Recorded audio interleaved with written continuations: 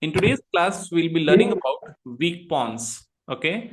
Now, first of all, we have to understand how do we tackle weak pawns. It's very easy to understand where is the pawn weakness, but how do you defeat your opponent if your opponent is having pawn weakness? Suppose here we will follow a simple logic that a pawn likes to protect a different pawn.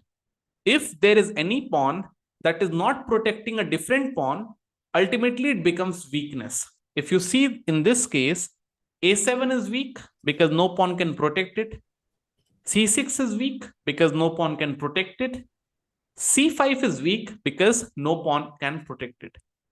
I will not say h7 is weak because if it goes further up, g7 can protect it. For the same reason, I will not say g7 is weak because if I push forward, h7 can protect it. But even if I push forward, c6 will never be able to protect the c5 pawn. So that's how you find weak pawns. The moment you find weak pawns, you have to follow two steps. Step number one is you have to fix the weakness. Because suppose if I flip the board, you will have to realize if you're playing as black, Black wants to do something like this, that, and at the right time, he wants to push the pawn forward. At the right time, he wants to push the pawn forward to get rid of the weakness. He wants to exchange this pawn probably with this pawn to get rid of the weakness. Remember, that is Black's plan. If you are playing as white, you should never allow the weakness to go away. You should try to keep the weakness intact till the very end of the game. Because if the weaknesses will be there, his bigger pieces mostly will be tied down to protect the weaknesses. If you just exchange the weaknesses with your good pawns, then you are just helping your opponent. And this is not a good thing that we should do. Now, in this position, our pawn is about to be lost. So how do we play this? So eventually I want to fix the weakness. So that is step number one. Step number one is fixing the weakness. Whenever you see a weakness, you fix it. Now, if I play c4, the c pawn will never move, and so does c5 will be stuck, c6 will be stuck, and later on, I will attack these pawns. I cannot play c4 right away because e pawn is hanging. So one way to deal with this is play this move, that move, up move. What do you guys think should be the best way? Sir, I'll be taking one step up. Sir, one step up, yeah. One step up. I hope no one is having any confusions. Why am I not inviting knight moves or bishop moves? Because remember what I said at the start of the class, a pawn likes to protect a pawn, not a big piece like this. If you just do like this, you're just inviting your bishop, which could have been utilized to do bigger things in the game. But right now it will be stuck to just defend one single point piece. But if you push it, even then pieces are protecting, but at the same time, this pawn plays an attacking role. So pushing the pawn is the best move. Knight will go somewhere, I don't know. Okay, knight plays e4, fine. And now remember, now my pawn is protected. So you have to follow the step of fixing the weakness. You have to fix it. You should not allow the pawns to go forward. Okay, now he is hitting me. Now you have to move the queen away. You can go e1, c1, c2. What do you think should be the best way to react here? Sir, C2. Yeah, C2. I hope everyone can agree with C2 because C2 is a good move. Because yes, we are in this position. So we have to play queen to C2. Okay, so we play queen to C2 because we hit the knight and the knight has to go somewhere. Yes. F5. The moment F5 is played, there has been a new weakness that gets created on the board, which is E6. Now, many times you have to realize that single pawns, meaning isolated pawns, are very, very weak. The moment you see isolated pawns, just you should realize that they are the weakest things in chess. If you can give your opponent more and more isolated pawns, your opponent's position will get collapsed very quickly. He has played pawn f5. So now we can take en passant. So remember this move, en passant. And I did then, it with my dad. then this pawn is isolated. So we go en passant and this is isolated. Yes. Sir, Yes. what if the knight doesn't capture the pawn? The other pawn captures the pawn. Then the knight was hanging. Oh. Okay. So now he cannot capture by the pawn because remember we were hitting the knight. So he goes back with this. Now remember, this is the weakness. We don't want to attack on it directly. No. We have realized that there is one more weakness. So you have to fix it. Black wants to just push the pawns. And we have to fix the pawns. The moment you fix it, more and more bigger pieces will be utilized to protect those pawns. But if you exchange this pawn with this pawn is a good pawn, this pawn is a very bad pawn. Black will be happy with that. So how do you fix it? Now you guys can answer one by one. I will ask Harsh. Knight to g5. Okay, that's one option. Fine. What about Srishti? Yes, I've been thinking about bishop to e5. Bishop e5. Okay. Now, bishop e5, he can say that, you know what, let's try to maybe exchange. Bishop e5 is decent. Knight e5 is also decent. I want to play knight e5 because remember, we want to keep the bishop pairs intact. And the bishops love to attack in the long diagonals. But the knight wants to get involved towards center. Also, this is a weak pawn. So probably at some point, I'll play bishop a3 to attack it. So I want to use the knight. Let's see what computer does. Okay, he tries to double it up. No worries. And now we have fixed this guy. We have fixed these guys. And now probably at right time, first of all, we have to complete our development. So we want to bring pieces again. Yes, Pratik? So my doubt is that, why should we, if we move the knight, right, then the friend of king is going. So then who will protect that? The what? If you move the knight? Like you always say that the king will be weak. Yeah. So you divide the chessboard. So the whole point is you divide the chessboard, you will realize that black doesn't have not much of the pieces on the king side, right? Every single piece is either on the queen side or towards the d file, correct? Yeah. That is why you can just move the knight. No problem in that. If the pieces were over here, then moving the knight was not the right thing, okay? Okay, so he played rook here, so we want to kind of develop. So we also bring our rook towards center. And he played rook to d6, which is a decent move. The idea is he wants to double it. Yeah. So how do we react here? Remember, nobody is +1, +2. So we don't want to go for exchange of pieces right away. But what has happened is, what has changed about this position is, earlier the bishop was involved in protecting of the weak pawn. Now it cannot do that. So, bishop to a3. Bishop a3, the problem is queen a5 again hits you.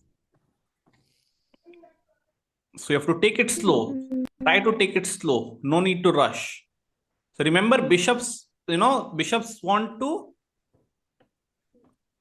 go back only. Sit back and try to control the diagonals. So what about a move like knight to d3? The point is, we are attacking this. At the same time, we are creating a threat of bishop e5. Understood? But the rook is there. And now it will become, okay, he kind of moved the queen. And queen is attacking what? Rehan? Only The pawn. The pawn. Yeah, the queen is attacking the pawn. Only. And also, but sir, if the queen catches pawn, the queen is attacking the pawn, yeah. Now only Rehan will say. Rehan, can you suggest me a move? Good move. Yeah. Push pawn. Push pawn, okay. So pawn is defended by pawn. All right. What about Rehan now?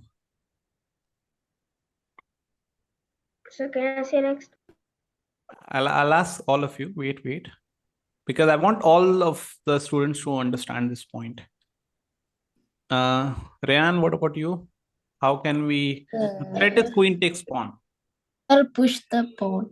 Push the pawn is fine. Okay. The point is, even if sometimes it happens while we try to create our own ideas, remember now the knight is not fixing the pawn anymore because we wanted to hit c5. Okay. So whenever we create our own ideas, we will see many times our opponent also creating counter-attacking ideas. But you don't have to worry too much about that. You have to just realize how actively you can respond to that. Okay. So pawn pushing is decent. I'm not discounting that. Queen b1 is also fine. Everything is fine, what you guys suggested, right? Apart from b4. So, but try to be a bit active in the position. We can attack. We can go bishop to the bishop attack the rook. Fantastic. That was the move I was looking for. So queen is protecting the pawn. You did not change the place of queen. You just improved the bishop. You fix the pawn and suddenly the bishop is also hitting the rook. So your opponent responded by attacking you. You responded to this threat by attacking the opponent. Are you guys understanding? That's how you should not be very defensive. And he gave you a free rook and we should be happy about that. And we should be just taking that thing gracefully. And now we are, okay, he will take us obviously. We are +2. Now I guess whenever you reach +2, so the whole aim of middle game is to get +2 or +1 most of the times.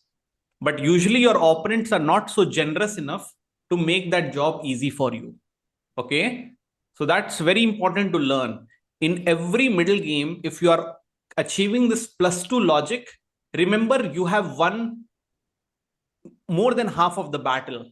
You just have to remember, you have to go in the end game. Victory will always be yours. No exceptions are there. This works every single time at every level, not just at your level, at my level, at higher levels. Every single level it works.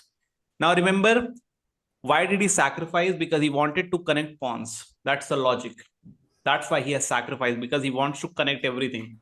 Now, can we stop that thing to happen? Yes. You have to fix the weaknesses. Every time, remember this thing, all of you, please. Fix the weakness. Don't capture the weakness. Your opponent is going to give you everything just like that. You just understand the logic of fixing it. So what if we try to push pawn? And the move is, please say the move. C5. Okay, well done. Sir, what about bishop f3? Bishop f3, you're trying to pin it, right? And Yeah. now he cannot push because it's a free bishop, right? Yeah. But remember, after bishop f3, he can create a Also counter-attacking idea. belong by the free rook, if that works. Counter-attacking idea by playing e5. And now his pawns are connected. So you have to stop c5 as well as e5 at the same time. Why e5 is good? Because queen is protecting. So you have to block the queen's path. So c5 is actually the best move that was told, because once you play c5, you block this pawn, fine. But you also block the queen's path. And now he cannot play e5 because knight takes. I hope this is clear to everyone. Okay, so we just go and fix it. Now we have fixed it. Now we are also ready to play pawn b4. Okay, so is it a good take or not good take? We are +2. Obviously, it's a good take. Okay. No. It's a good take because the moment you realize we are +2, guys, we can go for exchange of pieces. Nothing will happen. Don't worry. This pawn will be lonely pawn. Don't worry. See, you take. Don't worry about that. He will take, you attack it. How will you protect? Now, what if I just try to attack? Now they have a weak pawn. Now they have super weak pawn. Now, sorry. Now they have a super weak pawn. This guy? Yes, right? Because no pawn can come and protect it, right? Only he can try to bring what? The knight to protect like this or maybe like that. I'm not so sure. But we will eventually get this pawn. Don't worry about that too much. So let's try to attack. Whenever you see weakness, guys, just try to attack. And you have to play all these positions very patiently. Are you seeing? we are making every single move very patiently. We are not in a rush. So first of all, I'll take c3. That's a free pawn. Sir, Protect. sir, but He pushes e4. Don't worry, you are +3 now. You don't have to rush it. You're +3. You can take every single thing at your own will. Now now if we can exchange, right? yes. Let me ask you again. Let me first of all go in deep in the position. We have to move the knight. We are having a couple of choices. We can go here. We can go there. We can come back. And we can go f4. So you should try to understand. You should put your knight in such a way that you can put knight over d6. Because the pawn will be guarding. And suppose if you put the knight on d6, if bishop captures, pawn captures, this pawn becomes a passed pawn because it's very, very close to become a queen, right? So can we calculate a method in which my knight can go to d6? To go to d6, you have to be either on f5 or c4, correct? Yeah. To go to c4, you have to be b2, correct? So they have a bit of a Yes, Adrit. To go I to have a bit of a rule. If you Hmm. diagonally or if the square is touching you vertically or diagonally, then you can reach it in just 2 moves. Yes. So I like f4 also, I like b2 also. So the point is, f4 is slightly more aggressive because it stops knight d5, but even knight b2, knight c4, knight d6 is a very good idea. Just to illustrate, let's go here. He will go knight d5 probably. Yeah, see. So now we have to move the rook. It's hanging. How do we move it in a better way? Do we go up? Do we go down? We are +3, remember. Since there's a pawn, we cannot, So the whole idea is rook g3 is decent, but remember that right now rook is defending the pawn. And the moment you go away, you allow this captures. So that's why, So what about rook c2? yeah, c2, c1, both are good moves. Don't go like this. It's a slightly passive move because bishop might improve. So just going back is fine. But the whole idea is he wants knight to b4 also. So c1 is actually the best. I'll just play c1. Because knight b4 was a 4 key, 4 key. Be aware of those kind of things. Okay, now he's trying to do something which I don't know. So we'll just follow the plan. We have to stop knight b4. We have to connect pawns. So a3, b4, knight c4, knight d6. Okay. All right. So just to illustrate. But then why can't the bishop just take? Like this. No, their bishop. If it's going on d6. Yeah, so that's what we want. The moment it captures, this pawn becomes passed pawn. I'll illustrate. See, let him play whatever. Okay, now he's stopping it. He's stopping it. So why can we not play b4? Because knight and pawn will take, right? We are +3. This knight is the most impressive piece on the board. How can we remove it? Rook d. rook d1. And what's the plan with that? Well, it settles the knight. We can capture the knight next. No. You don't want to sacrifice, guys. You don't want to sacrifice the. Remember. No, sir, then the pawn will take. Yeah, that's why I'm saying you don't want to sacrifice. You're +3. I'm giving you the hint many times. You're +3. So Exchange. yes. How? Sir, Bishop. or bishop, Bishop c4. Yes. Bishop Yeah. c4. Bishop c4 is the best move. Now bishop c5 will never happen because we take with check. And then the bishop will be lost. Bishop c4 pins. And now we are happy to just give him the captures. He connects the pawn. That's fine. But remember, you're +3. You don't really need all those things. And now if you want, you can sir, play. we can You can even put one push. step. Yeah, you can even push. But I want, it's better to have connected passers. You should have always connected passers. So you can even go there, bring rook here to attack. Like every move is winning, by the way. Like you can play in different manners. Doesn't matter. I want to go like this, and this. He lost his one rook. Yes. And now, okay, he's attacking us. Don't worry too much. I'll just go and take the free pawn. Always take No, free. Yeah. Any questions? He's attacking here, right? We have to be a bit careful about that. But don't worry too much. I guess free pawn is a free pawn.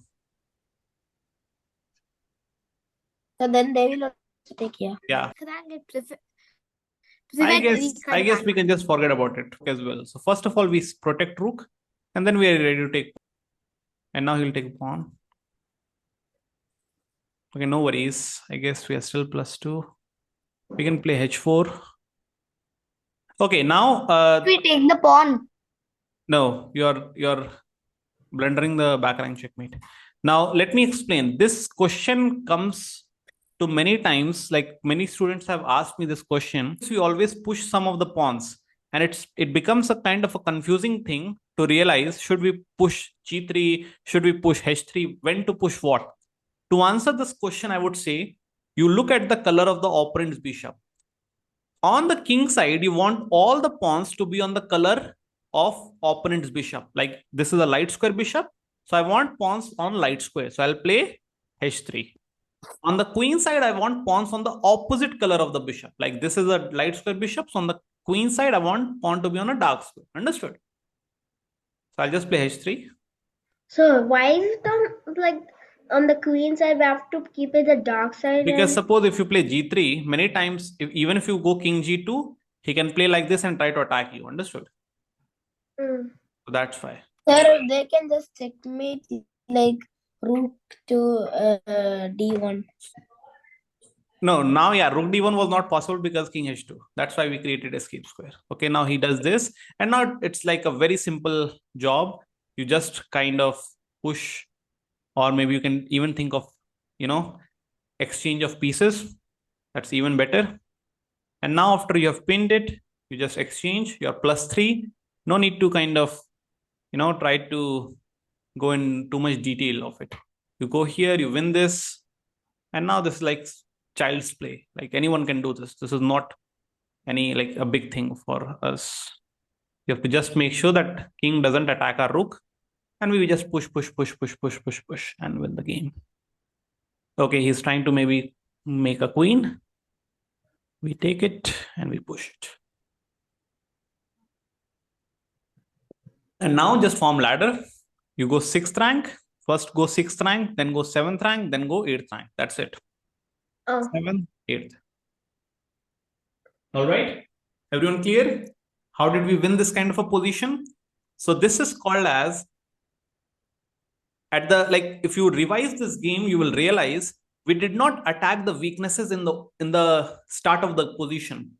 you were just stopping them. We first of all did a fixing ideas. We first of all fixed the weakness, and opponent automatically started giving us material. See, f5 took, and now we saw e6 was weak, so knight e5, if it is possible. Bishop e5, and now c5. Very important move, because what was the threat? e5 and c5. I hope everyone understood this position. And then it was very simple. It was not a too much difficult position to go for.